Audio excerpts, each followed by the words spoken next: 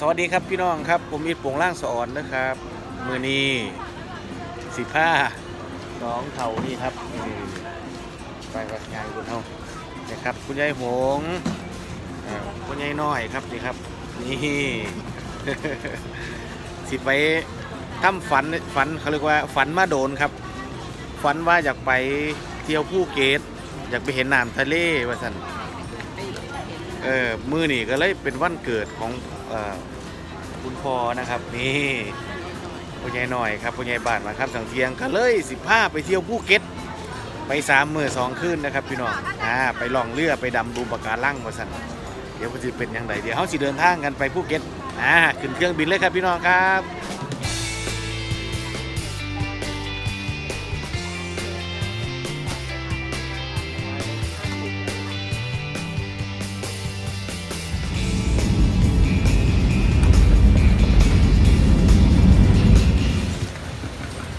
ยังครับแล้วถึงภูเก็ตแล้วทอดแล้วบ่ทอดแล้วดิ้นหัวบ่นะบ่หูอื้อบ่หูอื้อตึ๊บรถหูอื้อเฮ็ดจังได๋หูอื้อเข้าน้ำก่อนบ่หูอื้อเฮ็ดจังได๋แม่พี่วิธีหายหูอื้อคือฮะแล้วบ่ถ้าภูเก็ตนี่ต้องไปไสบ่แล้วภูเก็ตต้องเที่ยวทะเลเนาะตัวกินอาหารทะเลนั่นแหละมีคนเอารถไปรับ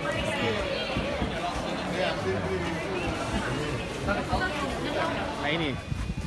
ภูเก็ตเอาลั่งบ่ฮะเอาลั่งหนาวบ่อากาศเป็นจังไดอากาศเป็นจังไดหนาวคนเลยพุ่นน่ะฟ้าพุ่นน่ะอย่างบุคคลสูงๆเมฆพูดแล้วกลุ่มจุดชมวิวกันเลยโอ้ยสูงคักเนาะถึงทะเลแล้วครับรู้สึกเป็นไงบ้างครับหนาวบ่หนาวน่ะทะเลโอ้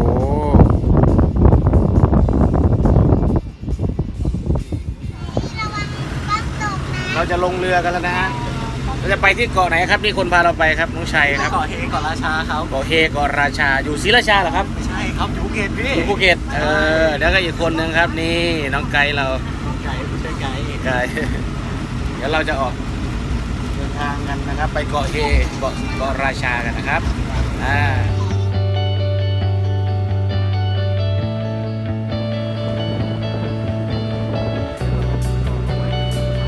ตอนนี้เรามาถึงท่าเรือนะครับเมื่อกี้นั่งรถ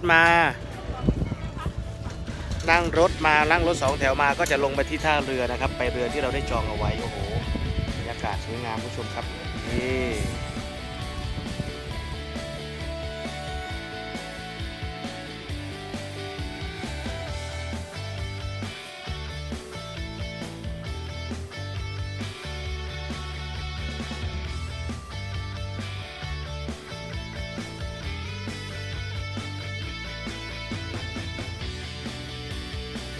ครับโอ้โห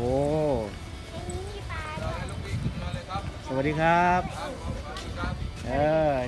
นี่คนพม่านะครับคนนี้คนไทยนะจะเลยครับ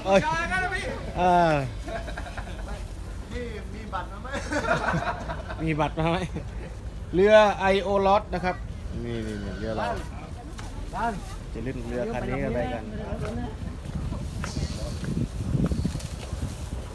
ครับรถครับโอ้เรือลำใหญ่อยู่นะผู้ชมครับนี่ฮะต้องใส่ชูชีพก่อนออกทะเลนะครับ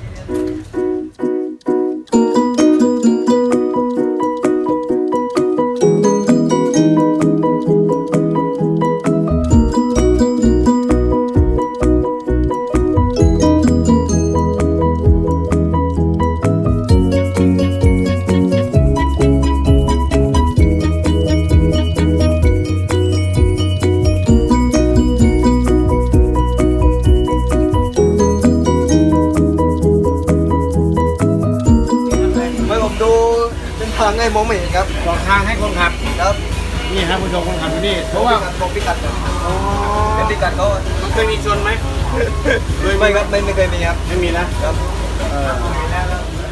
บ ครับเกาะเฮ นี่เราเป็นสีเขียวสวย โอ้น้ำสีเขียวสวยเลย ตอนนี้มันยังลึกอยู่ยังไม่ได้ นี่ครับผู้ชมครับ เรือที่เราเหมามาวันนี้ครับเขาบอกว่าประมาณ40 ล้านบาทโอ้โหไม่ธรรมดานะฮะเราเหมามาเฉพาะเลยครับเรือลำนี้เพื่อพาคุณพ่อคุณแม่เที่ยว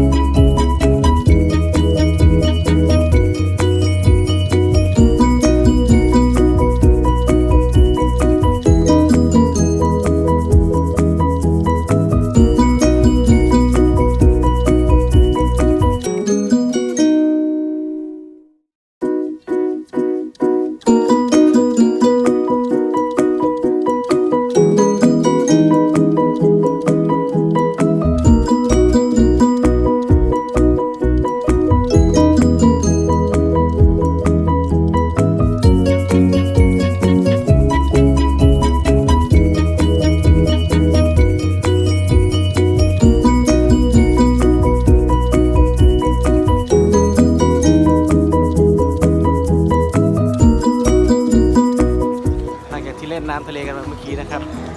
ดูปะการังดำน้ำดูปะการังเสร็จก็ขึ้นมากินข้าวกันนะครับนักท่องเที่ยวชาวจีนก็เยอะ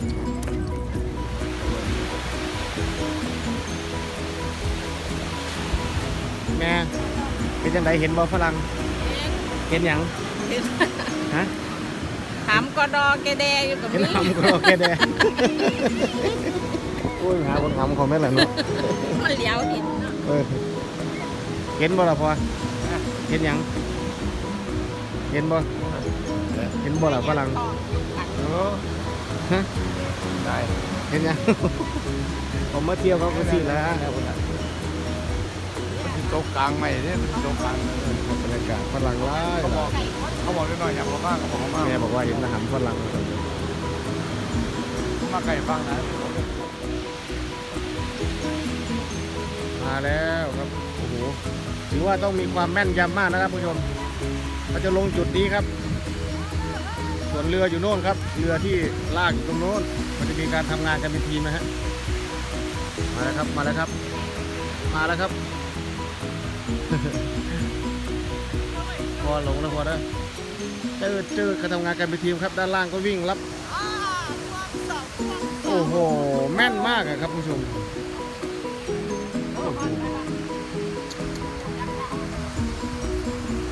ลองเบิ่งบ่พอฮะเอาบ่แม่ครับจะเห็นฝรั่งมาสักฝรั่งเยอะมากครับพ่อแม่ก็จะเห็นมาโบกมือเนี่ยมาตอนนี้อยู่หน้าเรือ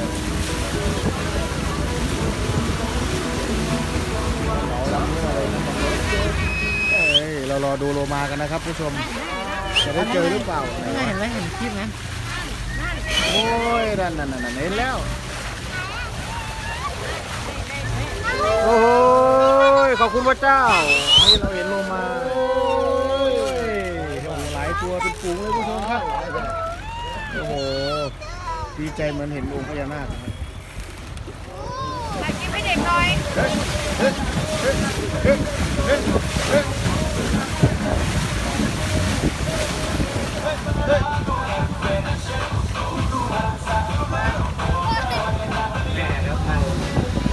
คนเดียวชอบบรรยากาศครับแต่ผมติดใจครับไม่เข้ามาเลยครับผมก็จบทริปนี้แล้วนะครับใครอยากมาเที่ยวภูเก็ตก็มาเที่ยวได้ช่วงนี้ในบรรยากาศแบบชิลๆได้นะครับเหมาเรืออย่างนี้ไปนั่นเรือที่เรานั่งมากลับไปแล้วนะครับโอเคนะครับถ้าอยากมาก็ Travel for Fun Fun ดูใน Google เลยนะครับ Travel for Fun Fun นะครับวันนี้นะครับขอบคุณพวกทุนนะครับสวัสดีครับ